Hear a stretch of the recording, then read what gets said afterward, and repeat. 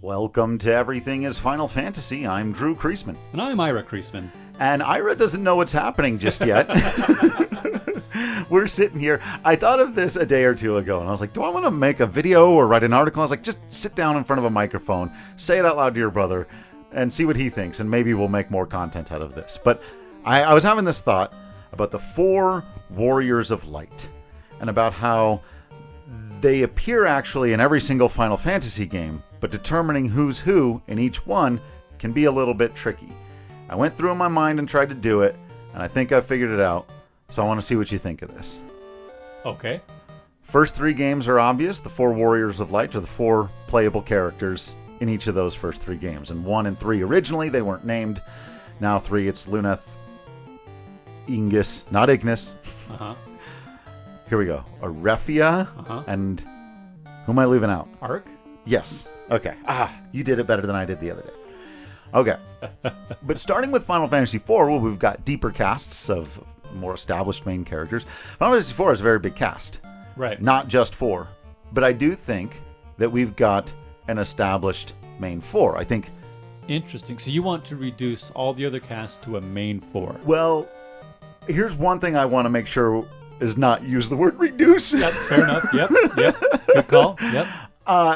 This is not my way of saying either one, that these are the most important or best characters, but or that the other characters aren't important or great or whatever. This is really a way, I think, of trying to crystallize. That was good. Who are the characters that actually have kind of the biggest impact on the play? If Destiny has chosen 4 Warriors of Light to change the course of their world, who are the 4 chosen ones of these, right? So our definition of Warrior of Light is the 4 chosen by fate, the crystals, right?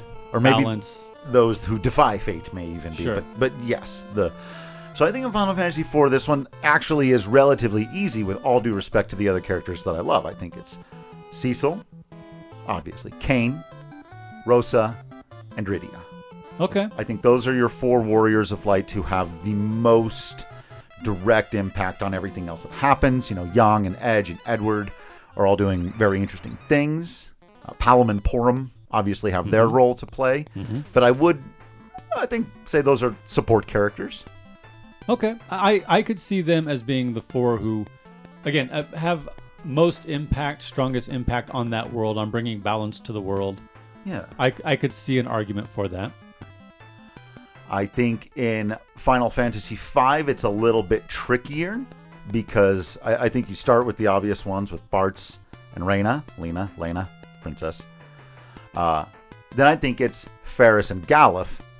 The thing with that is, of course, Galuf, spoilers for Final Fantasy V, passes on halfway through. So you could say it's kind of a combo of Galuf and Kryl. But I think the thing about 5 is that there's also an established Warriors of the Dawn. And Galuf was one of them. Right. Galuf and Zand and Bartz's father and the other guy. Right. Who were also, Not again, a foursome. If I may. A fearsome. None of my business. Hey. Yeah. I got a couple of the names wrong. Zenat or something. I couldn't. Not Zand. Dude, I was not going to get the Warriors of the Dark from Final Fantasy V right now, so good on you for even attempting. Dawn, not Dark. Oh, People are going to get in the comments, man. I know. So, yeah, I think we're okay with that group for Final Fantasy V, right? Final Fantasy VI, obviously, massive cast. Yeah, this feels like it's going to be tough. difficult. I thought about this one for a while, but I think Terra and Celeste are your 2, like, non-negotiables. Yeah, without them, the party can't come together. Right. Especially in the world of balance, Celeste is paramount. And this right here is why I wanted to say specifically I'm not talking about favorites or even necessarily who has a ton of impact on, like, the plot and things, because here are my other 2 from Final Fantasy VI. Edgar and Setzer. Setzer, interesting. I thought Edgar would be on that. I thought maybe Locke or Sabin. Yeah. Why Setzer? Because Setzer has the airship, and without the airship, you can't win the day. Also, it's Setzer's music that plays through the credits at the end. Ooh, that's a strong... There's something thematic about him and the way that story is about moving on or passing on into a new era. And I think Setzer he's a good thematic core of the story in ways that if like Terra is emblematic of the themes of, you know, sort of the mystical or life themes, love and loss and all of that, and Celeste and Edgar are more at the core of like overthrowing tyranny and the political themes. I think Setzer is the one. Now you could argue Locke, who embodies the adventure and the moving on and the new age of whatever. But I did kind of think about Locke in terms of like, okay, if you removed him from the story, other than that first bit where he gets Terra where she needs to go, he's not as impact. Like a lot of the stuff he does is kind of on the side, right? Okay. Yeah.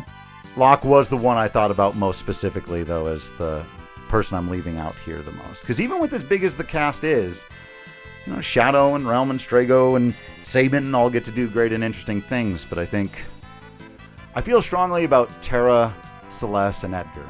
Okay. Well, the other thing I was going to say about Edgar is you don't have to get him in World of Ruin.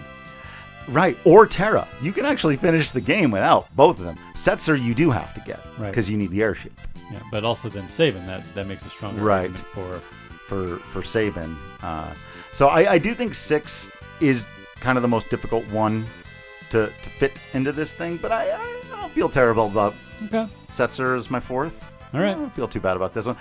7, again, I think it's relatively easy, meaning no disrespect to any of the rest of the characters. I think it's Cloud, Aerith, Tifa, and Barret are your 4 warriors of light. Sure, yeah.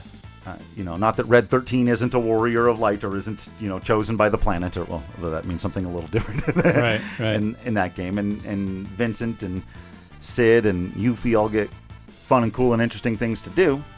And now Kate Sith gets interesting things to do. But yeah, I think those 4 are your core 4. Okay. All right, you ready to have a little bit of fun? Oh, good. I love fun. Final Fantasy VIII. Yeah. Squall. Yeah. Renoa. Yeah. Idea. Ooh. And Cypher. Oh, wow.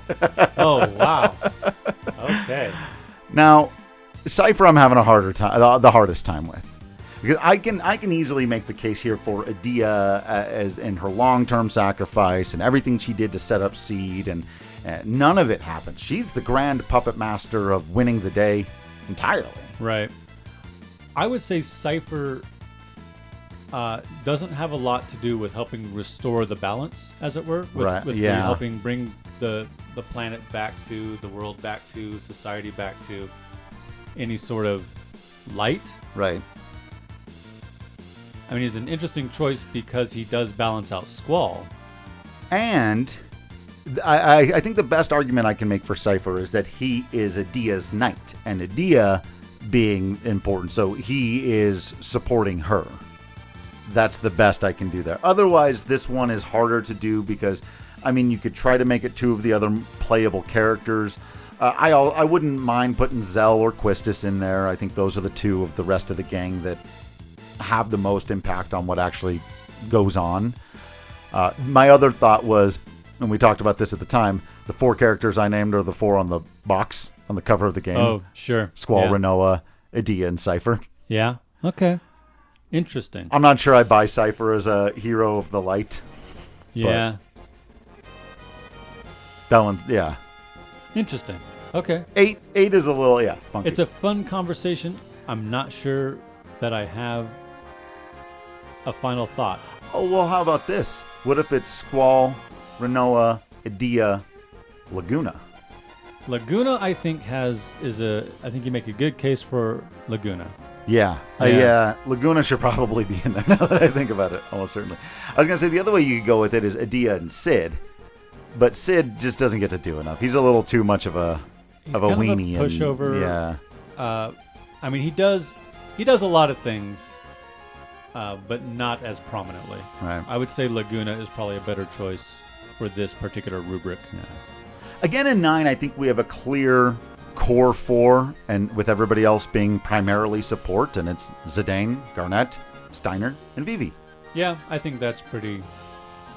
I mean, they're the ones established right at the beginning. I love Aiko and Amaranth. I love Freya. Yeah. And I love Quina, but yeah, I think those 4 could easily be called a core 4. Right. And we didn't talk about this. We should probably mention it on the Final Fantasy IX show at some point too, but also Black Mage, White Mage, Thief, Warrior. Sure. So there's Knight. Yeah, they've got that thing going for them, right? Again, 10, I don't want to disrespect anybody outside of the core 4, and it does. This one's a little bit tricky with the 4th one in a similar way that 8 was, because I think, again, Tidus and Yuna, clear and obvious. I think Auron. Oh, okay. Auron, yep. Which then also leads me to, well, I was trying to decide between Lulu and Waka, and actually ended up on Jecht. Jecht. Oh, man. That's a Cypher/Laguna poll. Exactly. And it's like, can you get into, and this is a longer conversation for another time, right? How much of Jecht putting himself in that situation and starting the wheels and is eventually what, I mean, again, if our rubric is who changes the fate, who turns the tide, who helps to end the cycle, then Jecht is as important to that as anybody. My first thought about Jecht is I would put him in the same category as Golov. He's a warrior of the Dawn. Because he's the team that goes before. He's Brasco, Auron, and Jecht. Yeah. And so that might be where I place him. And then instead of Kryl, it's Tidus who takes over that legacy. Sure. Yeah, interesting. But I think Tidus, Yuna, Auron, maybe Riku, if you don't want to go with Jecht. Because I just can't decide between Lulu and Waka. Yeah, that is tough. That cast is a little bit deeper, and they all kind of have their own ways of coming in on it. But what I might do is go Tidus, Waka, Lulu, Riku, and put Auron again with the Warriors of the Dawn. Yeah. Because he's that team that goes before. That might be another way to think about it. Yeah, that would be interesting. But yeah, so okay. 11 I didn't play, doesn't count. We're not doing that. Not that it doesn't count, it's that we don't know enough. That's right. To have a conversation about it. 12, I think, again, now this is going to be maybe slightly controversial, but I'm picking Ashe, Bosch, Vaughn, and Pinello. Yeah. Apologies to Balthier, no matter how much you call yourself the leading man. And I actually had this exact, because that game gets compared to Star Wars a lot, right? But in Star Wars, in the original Star Wars trilogy, so let's do the same exercise. Our 4 warriors of light are Luke, Leia, Yoda, and Obi-Wan. Oh, interesting.